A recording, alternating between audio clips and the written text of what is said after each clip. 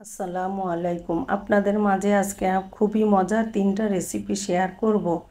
প্রথমে আমি পোলাওটা রান্না করব।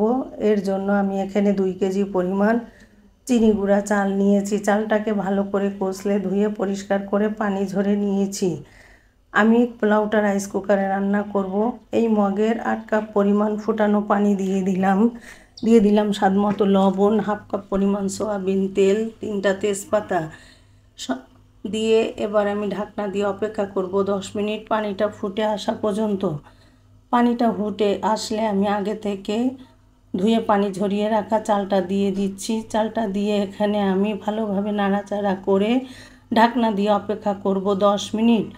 10 মিনিট পরে ফুটে উঠলে এখানে আমি ভালোভাবে নাড়াচাড়া করে দিয়ে আরও 10 মিনিট অপেক্ষা করব। 10 মিনিট পরে আমি রাইস কুকারটা অফ করে দিয়ে উপরের ভাত নিচে করে এভাবে ভালোভাবে ভাতগুলো চারিপাশ দিয়ে নাড়াচাড়া করে 2 টেবিল চামচ পরিমাণ ঘি দিয়ে ঢাকনা দিয়ে দিলাম। তৈরি হয়ে গেল আমার ঝটপট সাদা পোলাও। এরপরে আমি উপর থেকে একটু পেঁয়াজের বেরেস্তা দিয়ে পরিবেশন করছি। আমি রান্নাটা শুক্রবারে করছি।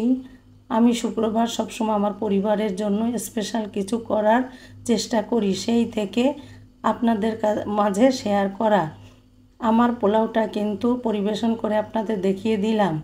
এবার আমি চুলায় একটা পাত্র দিয়ে দিচ্ছি সয়াবিন তেল, কিছুটা লবণ দিয়ে আগে থেকে সিদ্ধ করে রাখা এখানে আমি দিয়ে দিলাম 8টা ডিম।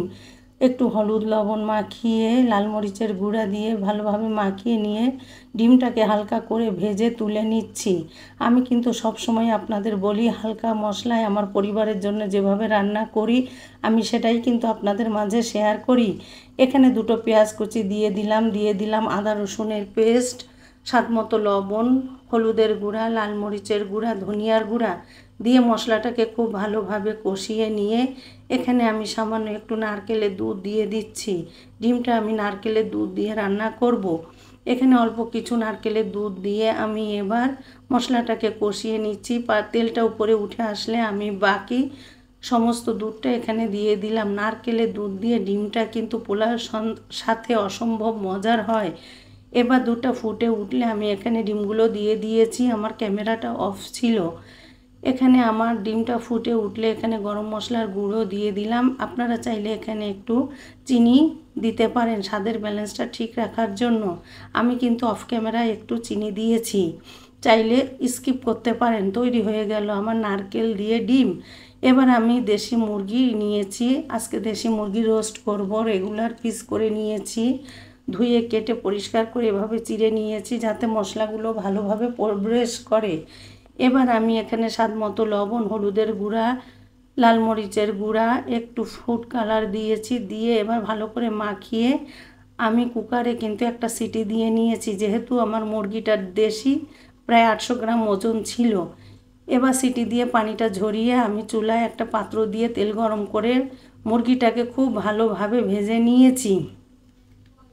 অন্য একটা পাত্রে আমি তেল দিয়ে পেঁয়াজের বেরেস্তা করে টক দই, আদা রসুন, স্বাদমতো লবণ, আমি রেডিমেড রোস্টের মশলা ব্যবহার করেছি। সমস্ত উপকরণ দিয়ে মশলাটাকে খুব ভালোভাবে কষিয়ে তেলটা উপরে উঠে আসলে আমি এখানে আগে থেকে ভেজে রাখা রোস্টগুলো সব দিয়ে দিলাম। মুরগিগুলো দিয়ে এবার ভালো করে নেড়ে চেড়ে উপর নিচে করে আরও সামান্য একটু পানি দিয়ে অপেক্ষা করছি 20 মিনিট। এর মাঝে কিন্তু আমি 2বার নাড়াচাড়া করে দিয়েছি।